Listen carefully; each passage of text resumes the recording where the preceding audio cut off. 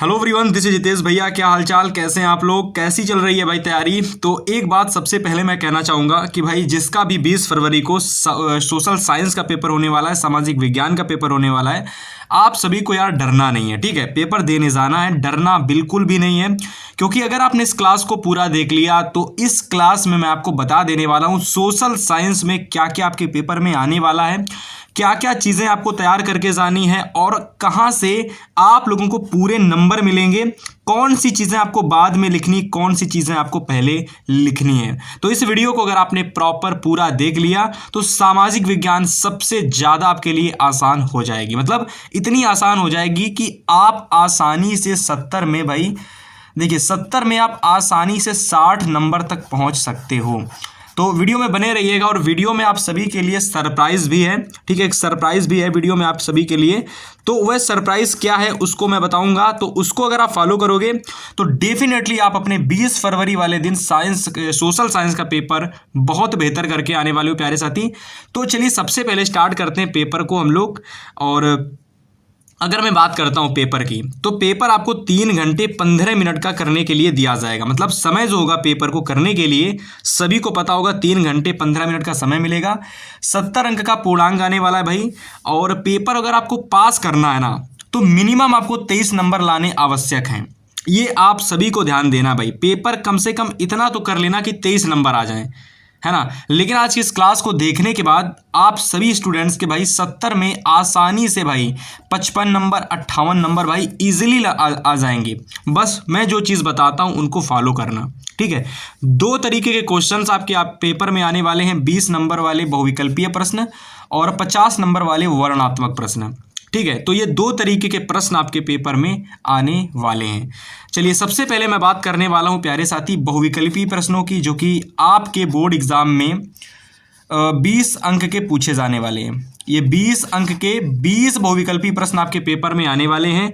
तो मैं चलिए आपको एक एक करके क्वेश्चन, सारे 20 नंबर वाले 20 अंक वाले सारे क्वेश्चंस कराता हूं और उन सारे क्वेश्चंस को आप एक एक करके नोट करिएगा और अच्छे से इनको तैयार करिएगा।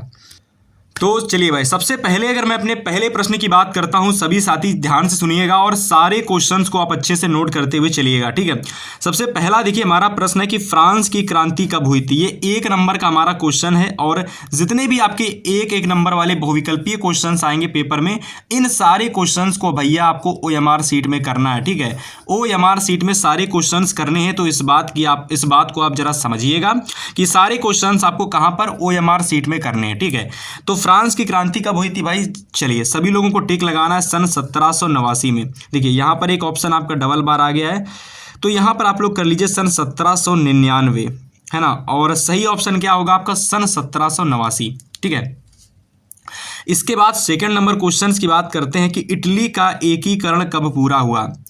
अगर मैं बात करता हूं भाई कि इटली के एकीकरण की बात करता हूं तो कब पूरा हुआ है, सभी को पता होगा सन 1871 ईस्वी में।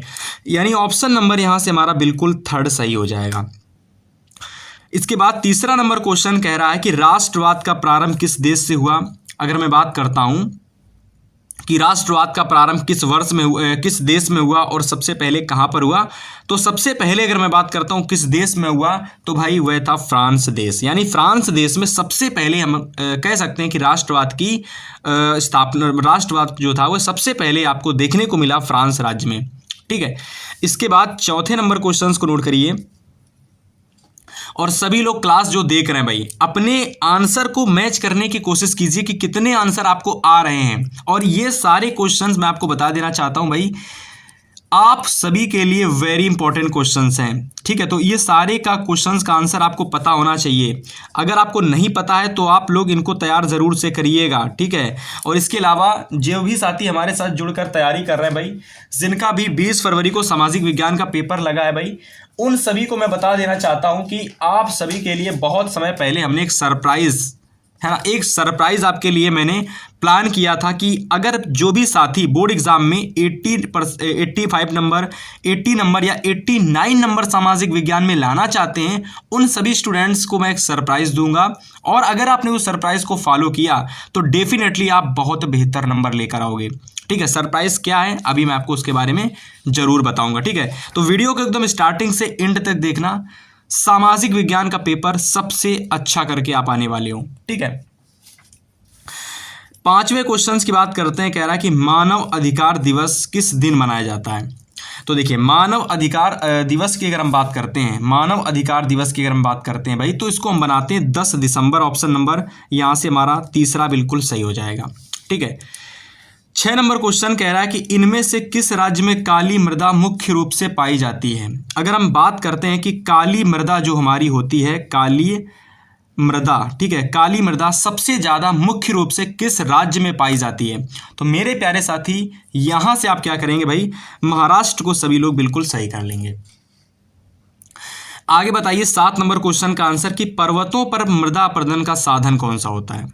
देखिए, पर्वतों की अगर हम बात करते हैं तो भाई पर्वत होते हैं ऊंचे ऊंचे, पर्वत होते हैं ऊंचे ऊंचे। ठीक है, तो पर्वतों पर क्या होता है, मृदा अपरदन का जो साधन होता है मेरे प्यारे साथी, वह कहीं ना कहीं जल होता है, कहीं ना कहीं जल होता है।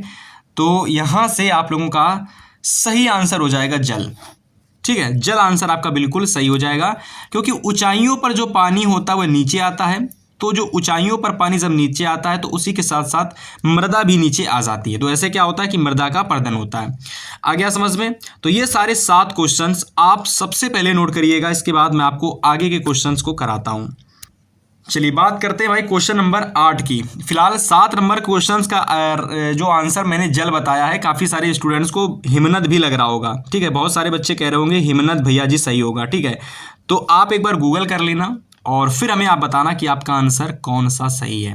ठीक है, मैं तो यहाँ पर भाई आपको डायरेक्ट बता रहा हूँ, आप एक बार के लिए गूगल सर्च करके ज़रूर से देख लीजिएगा। ठीक है, फिलहाल अगला प्रश्न नोट करिएगा, वेरी इंपॉर्टेंट क्वेश्चन है कि भारत को विश्व की कुल वर्षा का कितना प्रतिशत भाग प्राप्त होता है।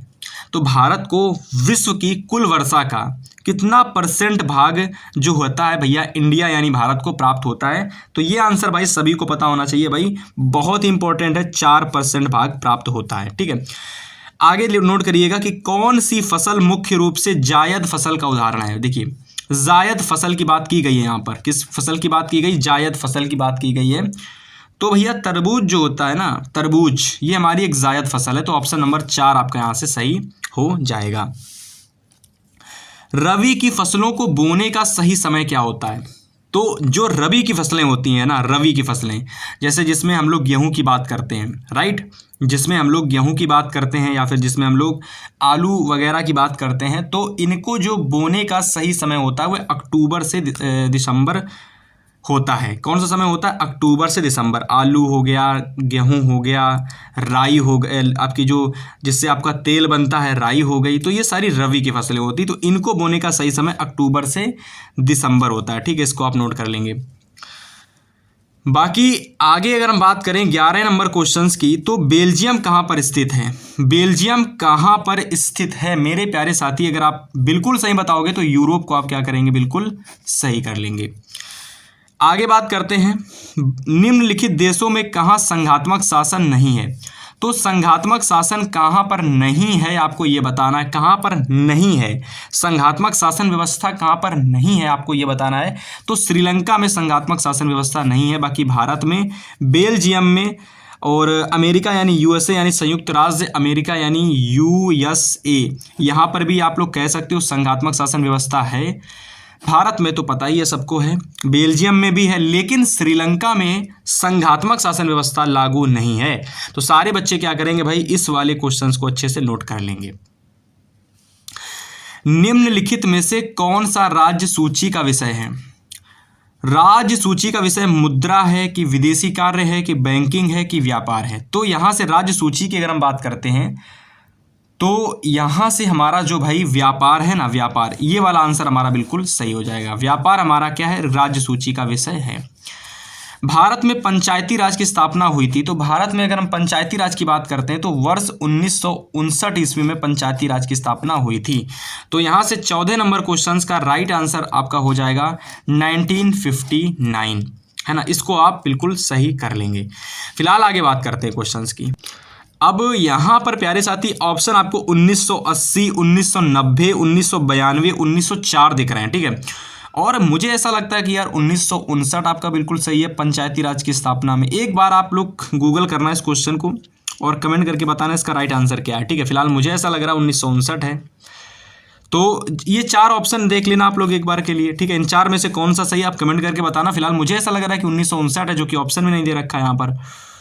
सो कमेंट करके आप लोग कृपया बताइएगा कि क्वेश्चन नंबर 14 का सही आंसर क्या है। ठीक है, फिलहाल 15 नंबर क्वेश्चन कह रहा है कि लोकतांत्रिक देश में कौन से समान व्यवस्थाएं होती हैं। तो सामान की जगह यहाँ समान कर लो सबसे पहले, तो समान व्यवस्थाएं। ठीक है, तो लोकतांत्रिक जितने भी देश होते हैं जहाँ पर लोकतांत्रिक, जहाँ पर लोकतंत्र कह सकते हो कि लोकतंत्र के तहत सारी चीज़ें चलती हैं, है ना। लोकतांत्रिक देश जैसे कि हमारा देश एक लोकतांत्रिक देश है। ठीक है, तो यहाँ पर अगर हम बात करते हैं कि समान व्यवस्थाएं किस में देखने को मिलती हैं, कौन सी समान व्यवस्थाएं देखने को मिलती हैं। ठीक है, तो यहाँ से अगर हम बात करते हैं 15 नंबर क्वेश्चंस की, तो औपचारिक संविधान ये भी सही है, चुनाव और राजनीतिक दल ये भी सही है, नागरिकों के अधिकार ये भी सही है, और उपर्युक्त तो सभी ये भी सही है। तो अगर हम बात करते हैं तो ये तीनों के तीनों सही हैं, इसका मतलब उपर्युक्त सभी हमारा बिल्कुल सही हो जाएगा। सूचना का अधिकार अधिनियम कब लागू किया गया, मैंने बहुत बार ये क्वेश्चन कराया है मेरे प्यारे साथी। इसका आंसर आप 2005 बिल्कुल सही कर लेंगे। ठीक है, 2005 आप बिल्कुल इसका सही आंसर कर लेंगे। ठीक है, इसके बाद 17 नंबर क्वेश्चन है कि उपभोक्ता सुरक्षा अधिनियम कब बना था। तो उपभोक्ता सुरक्षा अधिनियम की अगर हम बात करते हैं, ये कब बना था भाई, तो सभी प्यारे साथियों को बहुत अच्छे से पता होगा। ये जो बना था ये वर्ष 1986 में बना था। कब बना था, वर्ष 1986 में। ये हमारा जो उपभोक्ता सुरक्षा अधिनियम है ये हमारा कब बना था, 1986 में ये हमारा बना था। ठीक है, इसके बाद 18 नंबर क्वेश्चन है कि 2 राज्यों के बीच वस्तुओं का जो आदान प्रदान होता है वह क्या कहलाता है। जब हम 2 राज्यों के बीच वस्तुओं का आदान प्रदान करते हैं तो ये अंतर्राष्ट्रीय व्यापार कहलाता है। विश्व व्यापार संगठन का मुख्यालय कहाँ पर स्थित है, तो भाई जिनेवा में स्थित है। ऑप्शन नंबर 2 को आप सही कर लेंगे। आगे देखिए 20 नंबर क्वेश्चन है कि निम्न में से सार्वजनिक क्षेत्र में कौन नहीं है।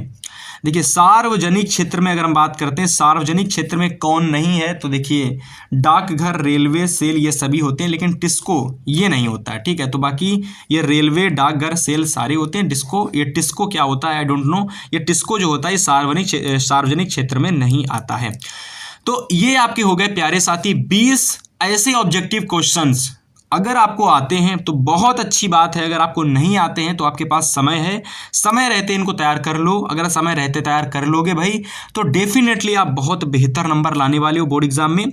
और एक बार के लिए आप कमेंट करके ज़रूर से बताना कि आपको यहाँ पर कितने क्वेश्चंस के आंसर आते थे। ठीक है, 20 में से कितने क्वेश्चन के आंसर आपको आते थे पहले से, आप हमें एक बार के लिए कमेंट करके ज़रूर से बताएंगे। चलिए अब मैं आपको यहाँ पर दिखाने वाला हूँ। अब देखिए पेपर में भाई आपको आगे दिखाते हैं कि पेपर में आगे जो आपको क्या देखने को मिलने वाला। ठीक है, देखिए यहाँ पर अगर मैं बात करता हूँ, यहाँ पर अगर हम बात करते हैं मेरे प्यारे साथी, तो पेपर में आपको वर्णनात्मक क्वेश्चंस देखने को मिलेंगे। और यह वर्णनात्मक क्वेश्चंस आपके 50 मार्क्स के पूछे जाते हैं। कितने, 50 मार्क्स के, यानी 50 मार्क्स के क्वेश्चंस आते हैं। यहाँ पर देखिए मेरे प्यारे साथी बड़े ध्यान से मेरी बात को सुनिएगा। आपको यहाँ पर लघुत्तरीय क्वेश्चंस करने के लिए होंगे, और यह लघुत्तरीय क्वेश्चंस आप बहुत अच्छे से सुनिएगा। इनका जो आप आंसर करके आएंगे पेपर में, वह लगभग आप लोग 1 पेज के अंदर करके आना। 1 पेज में पूरा आंसर करना, और 4 नंबर आपको भाई ना मिले तो आप कहना। ठीक है, ये 4 नंबर वाले सारे लघुत्तरीय क्वेश्चंस आपके हैं भाई। 50 नंबर का सवाल है, और जिसमें से 50 नंबर में लघुत्तरीय क्वेश्चंस केवल आपके आते हैं बोर्ड एग्जाम में 16 नंबर के। 16 नंबर के आपको लघुत्तरीय क्वेश्चंस देखने को मिलेंगे। केवल अगर आप 4 क्वेश्चंस का आंसर दे देंगे ना तो आपको 16 नंबर मिल जाएंगे। और जरूरी नहीं 16 के 16 ही लेकर आओ, 16 से में अगर आप 14 भी ले आते हो तो भी बहुत अच्छी बात है। और कैसे लाओगे, बहुत आसान है, मैं आपको चलिए बताता हूँ। तो मेरे प्यारे साथी चलिए मैं आपको बताता हूं कि आपको लघुत्तरीय क्वेश्चंस कैसे मिलेंगे। देखिए जितने भी इंपॉर्टेंट लघुत्तरीय क्वेश्चंस हैं, ये सारे लघुत्तरीय क्वेश्चंस मैंने आपको बताया ना कि कहां पर मिलेंगे, मैं आपको बताता हूं। देखिए मैंने बहुत समय पहले आप सभी स्टूडेंट्स के लिए एक सरप्राइज के रूप में एक चीज़ बनाई थी। एक सरप्राइज के रूप में मैंने आप सभी के लिए एक चीज़ बनाई थी जो थी ई बुक। अब जितने भी स्टूडेंट्स भाई बोर्ड एग्जाम में कम पढ़े हैं, जिनको ऐसा लगता है कि मैं फेल हो जाऊंगा, मेरे नंबर कम आएंगे, तो यार आपको डरने वाली बात नहीं है। जब तक आपके हितेश भैया हैं तब तक आपको डरने वाली बात नहीं है। मेरी बात ध्यान से सुनिएगा। आप सभी के 16 नंबर के जो लघुत्तरी क्वेश्चंस आएंगे, ये सारे क्वेश्चंस आपको मिलेंगे ई बुक के अंदर। मेरे प्यारे साथी, मैंने आप सभी को बता दूं कि मैंने बहुत समय पहले आप सभी के लिए न्यू ईयर ऑफर के रूप में एक चीज़ बनाई थी, वह थी ई बुक। मैंने ई बुक आप सभी के लिए बनाई थी और मैंने आपसे हर वीडियो में आपके लिए बताता था, जो प्यारा साथी ई बुक को लेता है और इसमें जो चीज़ें दी गई ना सबसे बेस्ट हैं, इसमें आपको क्या क्या मिलेगा, 100 ऑब्जेक्टिव क्वेश्चंस आपको मिलेंगे। मतलब 100 से ज़्यादा ऑब्जेक्टिव क्वेश्चंस अगर आपने ये 100 MCQ तैयार कर लिए ना, तो आपके पेपर में आने वाला कोई भी क्वेश्चन हो सबसे जल्दी आप करके आने वाले हो। ठीक है। इसके अलावा यहाँ पर आपको इंपॉर्टेंट टॉपिक्स देखने को मिलेंगे और इसी के साथ साथ यहाँ पर आपको 10 से ज़्यादा मॉडल पेपर, मतलब 10 से ज़्यादा मॉडल पेपर यहाँ पर आपको देखने को मिलेंगे। और जितने भी आपके लॉन्ग क्वेश्चन, देखो ये आपके लघुत्तरी प्रश्न है ना, ये आपके लघुत्तरी प्रश्न है, तो जितने भी आपके इंपॉर्टेंट लॉन्ग क्वेश्चन लघुत्तरी प्रश्न है वह सारे क्वेश्चंस आपको ई बुक में देखने को मिलेंगे। जितने भी आपके इंपॉर्टेंट शॉर्ट क्वेश्चंस हैं वह आपको सभी के सभी ई बुक के अंदर देखने को मिलेंगे। इसके अलावा इसमें आपको 10 मॉडल पेपर, जो मैं मॉडल पेपर करा रहा हूँ ना, इस तरीके के 10 मॉडल पेपर आपको देखने को मिलने वाले हैं। ठीक है। और ये किस में देखने को मिलेंगे आपको, ये सारी चीज़ें आपको ई बुक के अंदर देखने को मिलेंगी। तो जितने भी स्टूडेंट्स क्लास को देख रहे हैं भाई, आप सभी के लिए ई बुक कैसे लेना है चलिए मैं आपको बताता हूँ। देखिए, अगर आपको ई बुक लेना है तो आपको क्या करना है, सिंपल से डिस्क्रिप्शन बॉक्स आप ओपन करना। जैसे ही आप डिस्क्रिप्शन बॉक्स ओपन करोगे तो आपको हिंदी का लिंक मिलेगा। अगर आपका हिंदी का पेपर नहीं हुआ है तो आप हिंदी का ई बुक ले सकते हैं। फिलहाल सोशल साइंस का लिंक आपको डिस्क्रिप्शन में मिल जाएगा, है ना। जो भी ई बुक है उसका लिंक सोशल साइंस का डिस्क्रिप्शन में पड़ा हुआ है, वहाँ से आपको मिल जाएगा। इसके अलावा इतना ही नहीं, आपको इसी तरीके से ई बुक इंग्लिश के मिलेंगे, मैथ के मिलेंगे, साइंस के मिलेंगे, और ये सारे आपको मिल जाएंगे मात्र 15 रुपए में। मतलब एक सब्जेक्ट का प्राइस आपको 15 रुपये रहने वाला है। ठीक है। और आप सभी को बता देते हैं कि 15 रुपये में भाई इतनी सारी चीज़ें मिल रही हैं। आप सोचो, आप अगर पैसे खर्च करने की बारी आती है तो आप 100 रुपये खर्च कर देते हो, 200 रुपये खर्च कर देते हो, मतलब अपने हिसाब से आप कितने भी रुपए एक दिन में खर्च कर देते होगे। लेकिन अगर यहाँ पर आप लोग एक बार के लिए सोचोगे, आपके नंबर अच्छे आएंगे, आपके पेरेंट्स खुश रहेंगे और आसपास के लोग भी आपको देखेंगे तो कहेंगे भाई इतने अच्छे नंबर आए इसके। ठीक है। और आप पर कोई सवाल भी नहीं उठा पाएगा, बस सिर्फ एक चीज़ कर देने से, ई बुक ले लेने से। ठीक है। तो लिंक डिस्क्रिप्शन में पड़ा हुआ है भाई। इंग्लिश का है ई बुक, मैथ का ई बुक आपके लिए मैंने बनाया है, साइंस का ई बुक मैंने आपके लिए बना दिया है, सोशल साइंस का भी ई बुक मैंने आपके लिए बना दिया है। और इसमें इतनी सारी चीज़ें मिलने वाली हैं। लिंक आपका डिस्क्रिप्शन में पड़ा हुआ है, तो जा करके एक बार विजिट ज़रूर करिएगा भाई, देखिएगा। और गूगल पे, फ़ोन पे, जिस भी माध्यम से लेना चाहते हो पे करके ले सकते हो। बहुत मिनिमम अमाउंट में अभी मैं दे रहा हूँ और हो सकता हूँ मैं इसका प्राइस बढ़ा भी दूँ। तो 15 रुपये में मिल रहा है भाई। और आप कहेंगे इतना कम में क्यों दे रहे हो, तो देखो यार, आप सभी को मैं बता देता हूँ कि हम चाहते तो इसका प्राइस बढ़ा सकते थे, लेकिन हमें ऐसा लगता है कि इसको पुअर से पुअर स्टूडेंट भी ले, और वो जब लेगा ना तो हमारी जो मेहनत है वह सफल होगी। सभी लोग लेंगे भाई, इसीलिए इतना कम अमाउंट में मैंने इसको रखा है कि सभी लोग इसको ले सकें और किसी को भी लेने में भी ई बुक कोई निसंदेह ना रहे। ठीक है। आसानी से 15 रुपये में आपको मिल जाएगी। लिंक डिस्क्रिप्शन में पड़े हुए हैं भाई, ले सकते हो। इसके अलावा ये सारे आपके लघुत्तरी क्वेश्चन हैं, इन सभी का आप लोग स्क्रीनशॉट कर लीजिएगा। इन सभी लघुत्तरी प्रश्नों का आप सभी लोग स्क्रीनशॉट कर लीजिएगा। बाकी देख सकते हो यहाँ पर ये वाला क्वेश्चन। ठीक है। ये सारे क्वेश्चंस आप लोग अच्छे से स्क्रीनशॉट कर लें भाई। और ये सारे प्रश्न आपके 4-4 नंबर वाले हैं, है ना। तो ये यहाँ तक देखिएगा, ये पहला क्वेश्चन आपको ये रहा। ठीक है। पहला क्वेश्चन आपका ये रहा, इसमें ये 2 क्वेश्चंस आपके रहे, है ना। ये 2 क्वेश्चंस किसके हैं, तो ये 2 क्वेश्चन आपके हिस्ट्री के हैं। ओके। इसके बाद ये 2 क्वेश्चंस, अब ये 2 क्वेश्चन किसके हैं, तो ये 2 क्वेश्चन आपके जियोग्राफी के हैं। ठीक है। तो आप जल्दी से स्क्रीनशॉट कर लें, जियोग्राफी मतलब भूगोल। ठीक है। ये 2 क्वेश्चंस किसके हैं, तो ये 2 क्वेश्चंस आपके नागरिक शास्त्र के। नागरिक शास्त्र मतलब भाई, नागरिक शास्त्र मतलब सिविक्स। ठीक है। और ये 2 क्वेश्चंस आपके इकोनॉमिक्स के यानी अर्थशास्त्र के। ठीक है। तो सभी बच्चे क्या करेंगे भाई, इन सारे क्वेश्चंस का जल्दी से स्क्रीनशॉट कर लेंगे और पेपर में क्या होगा भाई, आपको 2 क्वेश्चन होंगे और 2 में से किसी एक का आपको आंसर देना पड़ेगा, ठीक है। बाकी सारे क्वेश्चंस का आप लोग स्क्रीनशॉट कर लें, 4-4 नंबर वाले क्वेश्चन है, ठीक है।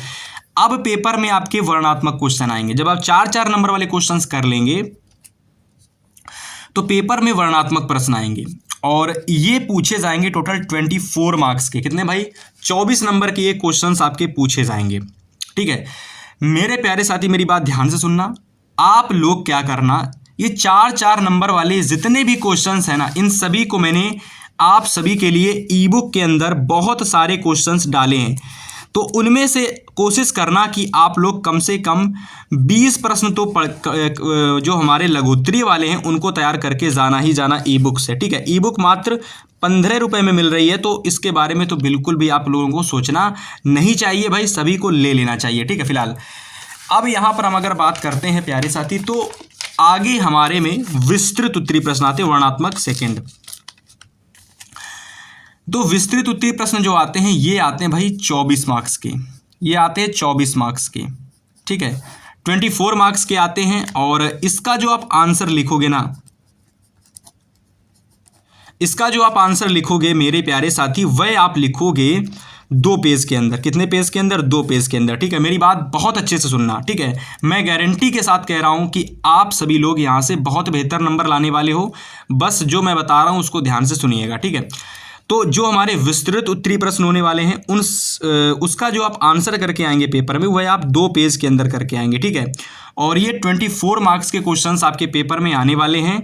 और अगर मैं बात करता हूं तो ये भी आपके पेपर में 8 पूछे जाएंगे, पूछे तो 8 जाएंगे, लेकिन करने केवल आपको 4 पड़ेंगे। तो 4 × 6 मतलब हर क्वेश्चन 6-6 नंबर का होने वाला है। तो 4 × 6 करोगे तो 24 मार्क्स के क्वेश्चन आपके आने वाले हैं, ठीक है। सारे प्रश्न आप जल्दी से स्क्रीनशॉट कर लें। ये आपके इतिहास के 2 क्वेश्चंस, ये आपके भूगोल के 2 क्वेश्चंस, ये आपके नागरिक शास्त्र के 2 क्वेश्चंस और ये 2 आपके अर्थशास्त्र के 2 क्वेश्चंस, ठीक है। और ये सारे क्वेश्चंस आपके लिए वेरी इंपॉर्टेंट हैं। और इस तरीके के टोटल 10 मॉडल पेपर मैंने आप सभी के लिए ई बुक के अंदर डाल रखे हैं। ई बुक के अंदर आपको 10 मॉडल पेपर देखने को मिलेंगे। तो जिसको भी लेना है, लिंक डिस्क्रिप्शन में पड़ा हुआ है भाई ई बुक का। मात्र 15 रुपये में आप सभी को भाई ई बुक मिलने वाला है। तो ई बुक जिसको लेना है भाई, लिंक डिस्क्रिप्शन में पड़ा हुआ है और इन सभी प्रश्नों को आप जल्दी से स्क्रीनशॉट कर लें, ठीक है। फिलहाल आगे बात करते हैं। आगे अगर हम बात करते हैं मेरे प्यारे साथी, तो आगे आपके पेपर में मानचित्र संबंधित क्वेश्चन आएंगे। पेपर में क्या आएगा भाई, मानचित्र से संबंधित क्वेश्चंस आएंगे। और ये जो मानचित्र से संबंधित क्वेश्चंस होंगे भाई, ये 2 तरीके के होंगे। 2 तरीके के मतलब 2 प्रश्न संख्या आएंगी मानचित्र में। सबसे पहली प्रश्न संख्या होगी 9A, दूसरी प्रश्न संख्या होगी 9B। तो 9A प्रश्न संख्या की अगर हम बात करते हैं प्यारे साथी, तो आप यहां देख सकते हो कि निम्नलिखित स्थानों को भारत के दिए गए रेखा मानचित्र में चिन्ह द्वारा नाम सहित दर्शाइए। सही नाम तथा सही अंकन के लिए 1/1, 1/2 प्लस 1/2 मतलब आधा नंबर प्लस आधा नंबर मिला करके आपको 1 नंबर मिलेगा अगर आपने एक क्वेश्चन का आंसर सही किया तो। अब इसका रीजन क्या होता है मैं बता देता हूं। देखो, आधा नंबर अगर मिलेगा अगर आपने भारत के मानचित्र में अगर आपने अच्छे से, ठीक है, भारत के मानचित्र में अगर आपने अच्छे से, ये भारत का मानचित्र मैंने ऐसे बना दिया रैंडम, ठीक है, ये कोई कैसे लोग कोई भारत का मानचित्र नहीं, बस मैंने बता दिया ऐसे। तो आधा नंबर मिलेगा आपको भारत का मानचित्र में भरने से। और अगर आपने सही भर दिया, मान लीजिए आपने सही भर दिया, मान लीजिए कोई आप भर रहे हो, कोई भी चीज़ आप भर रहे हो, अगर आपने सही भर दिया तो सही भरने का आधा नंबर और सही जगह पर भरने का, सही आंसर बताने का और सही भरने का आधा आधा नंबर मिलाकर 1 नंबर का आपको यहाँ पर क्वेश्चन मिलता आता है, ठीक है। तो इस तरीके से टोटल 5 क्वेश्चंस आपको प्रश्न संख्या 9A में देखने को मिलेंगे, 5 प्रश्न आपको, ठीक है। और इसी तरीके से 9B में भी आपको भारत के मानचित्र में भरने के लिए 5 प्रश्न करने के लिए आएंगे, ठीक है। और ये होंगे आपके भूगोल के 5 क्वेश्चंस 9B में। भूगोल में 9B जो होगी इसमें 5 क्वेश्चंस होंगे। और इसके अलावा अगर हम 9A की बात करते हैं तो 9A में आप सभी लोगों को भाई इतिहास के, है ना, 5 क्वेश्चंस आपको इतिहास यहाँ पर देखने को मिलते हैं। ठीक है, तो मेरे प्यारे साथी इस तरीके से 5 क्वेश्चन इतिहास के आएंगे, 5 क्वेश्चंस यानी 5 क्वेश्चंस आपको भूगोल के देखने को मिलेंगे। तो उम्मीद है कि आप सभी लोग यहाँ से भाई पूरे तरीके से पेपर को समझ पाए होंगे, और जिसको भी इसके आंसर चाहिए हैं तो आपको चलो मैं बता देता हूँ कुछ क्वेश्चंस के आंसर। जैसे अगर हम बात करते हैं भूगोल के क्वेश्चंस की, ठीक है, तो एक और बात सुन लेना मेरी कि भूगोल के जो क्वेश्चंस होंगे ना उसमें आपको अलग से अपना एक चिन्ह दिया जाएगा। देखो यहाँ पर अगर आप इतिहास में देखोगे तो ऐसा कोई चिन्ह नहीं दिया गया है। वह स्थान जहाँ चौरी चौरा कांड हुआ, तो चौरी चौरा कांड कहाँ पर हुआ बताइए, चौरी चौरा कांड कहाँ पर हुआ? चलिए इसका आंसर को आप HW में बताइएगा। वह स्थान जहाँ प्रसिद्ध स्वर्ण मंदिर स्थित है, तो अमृतसर में, अमृतसर में, ठीक है, अमृतसर में स्थित है। उत्तर प्रदेश का वह स्थान जहाँ असहयोग आंदोलन जो था उसकी शुरुआत हुई, तो इलाहाबाद यानी प्रयागराज, इसका आंसर प्रयागराज सही हो जाएगा। ठीक है, वह स्थान जहां 1920 में असहयोग आंदोलन उद्घोष हुआ, असहयोग आंदोलन का उद्घोष हुआ, तो कलकत्ता। कलकत्ता क्यों कहा मैंने? कलकत्ता देखिए पहले के समय में कलकत्ता को कलकत्ता कहा जाता था, पर आज के समय में उसको कोलकाता कर दिया गया है, तो इस बात को भी आप समझना। ठीक है, वह स्थान जहाँ गुजरात का वह स्थान जहाँ किसानों ने सत्याग्रह आंदोलन किया, तो भाई बारडोली सत्याग्रह। ठीक है, तो ये 5 क्वेश्चंस जो थे मेरे प्यारे साथी, ये 5 क्वेश्चंस आपके 9A में इतिहास के थे। ठीक है, अब यहाँ पर आपने देखा कोई भी अपना कोई चिन्ह नहीं होता किसी क्वेश्चन का, लेकिन अगर मैं भूगोल की बात करता हूँ तो यहाँ पर हर क्वेश्चन का अपना एक अलग अलग चिन्ह होता है। जैसे राजस्थान की राजधानी को इस वाले पर्टिकुलर चिन्ह द्वारा नाम सहित दर्शाना, मतलब इसी चिन्ह से आपको भारत के मानचित्र में दर्शाना है। ठीक है, मैंगनीज उत्पादक का कोई एक क्षेत्र इस वाले चिन्ह द्वारा दर्शाइएगा। मूंगफली का सबसे बड़ा उत्पादक राज्य इस वाले चिन्ह द्वारा दर्शाइएगा। सलाल बांध को इस वाले चिन्ह द्वारा दर्शाइएगा, और ताप्ती नदी को इस वाले चिन्ह द्वारा दर्शाइएगा। और जो स्पेशल नदियाँ होती हैं ना, ये 2 से 3 राज्यों से होकर के जाती हैं, और मतलब 3 राज्य भी हो सकते हैं, 4 राज्य भी हो सकते हैं, 5 भी हो सकते हैं। तो आप अगर 3 राज्य भी बता दोगे जिन 3 राज्यों से नदी होकर के निकलती है, तो भी आपको मिल जाएंगे। या फिर 3 स्थान, जैसे कि अगर हम ताप्ती नदी की बात करते हैं तो ये MP यानी मध्य प्रदेश प्लस महाराष्ट्र, और प्लस अगर हम बात करते हैं तो गुजरात से होकर के ये जो आपकी ताप्ती नदी है ये निकलती है। ठीक है, सलाल बांध कहाँ पर बना है मेरे प्यारे साथी? जम्मू और कश्मीर में। ठीक है, जम्मू और कश्मीर सलाल बांध। ठीक है, मूंगफली का सबसे बड़ा उत्पादक राज्य कौन सा है? तो गुजरात। ठीक है, मैंगनीज उत्पादक का कोई एक राज्य, एक क्षेत्र, तो महाराष्ट्र में मैंगनीज उत्पादक का एक बहुत बड़ा क्षेत्र है महाराष्ट्र। ठीक है, बाकी राजस्थान की राजधानी तो आप कमेंट करके हमें ज़रूर से बताइएगा। तो इस तरीके से भूगोल का मानचित्र आता है और इस तरीके से आपका इतिहास का मानचित्र आता है। ठीक है, तो उम्मीद है प्यारे साथी कि ये इतिहास सोशल साइंस का कंप्लीट मॉडल पेपर आपको पूरा समझ में आया होगा। और अगर आपने इसको पूरा समझ लिया है, इसकी सारी चीज़ें अच्छे से समझ ली हैं, तो अब मैं आपसे ये कहना चाहूँगा कि आप सभी लोग एक काम करिएगा, लिंक डिस्क्रिप्शन में ई-बुक का पड़ा है भाई। आप सभी को इंग्लिश का लेना है तो इंग्लिश का ले सकते हो, सोशल साइंस, साइंस, मैथ, जिसका भी ई-बुक लेना है ले सकते हो। और इसके अंदर इतनी सारी चीज़ें आपको मिल रही हैं कि अगर आपके पास बहुत कम समय भी है ना, 5 घंटे भी आपके पास बचे हैं, 2 घंटे भी बचे हैं पेपर के, तो भी आप इस ई-बुक को ले करके और अच्छे नंबर ला सकते हो। ठीक है, और प्राइस बहुत मिनिमम है।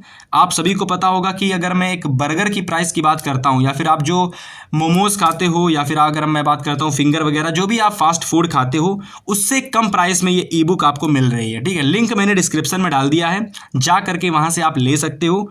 और बेहतर है कि आप अच्छे से इसको लेना और इसको देखना, तैयार करना। मेरी पूरी उम्मीद है अगर आपने इसको ले लिया तो आप बेहतर पेपर करके भाई आने वाले हो। फिलहाल इस वीडियो में इतना, मिलेंगे नेक्स्ट वीडियो में।